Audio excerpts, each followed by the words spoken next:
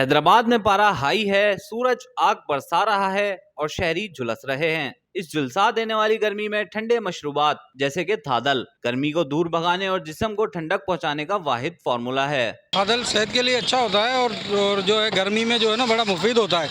इसके अंदर जो है सौंफ वगैरह मिली हुई होती है, इससे जो है ना गर्मी, मैदे की गर्मी खत्म होती है, इसलिए हम जो है शौक से पीते हैं थादल। जो तादल वाले है ये लतीफ़ाबाद 12 नंबर मेन चुंगी पे खड़ा है।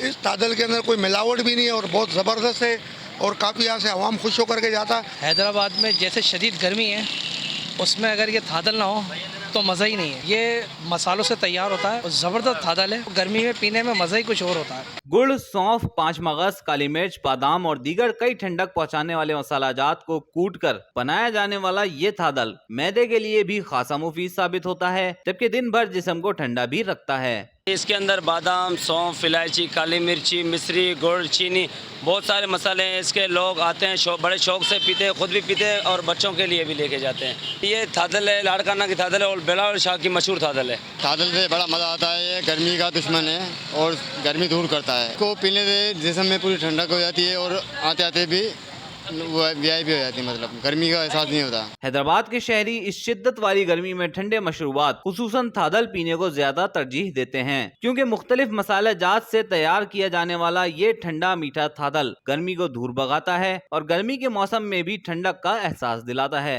कैमरामैन फहीम लोधी के साथ शाहजेब शेख, हैदराबाद टाइम्स।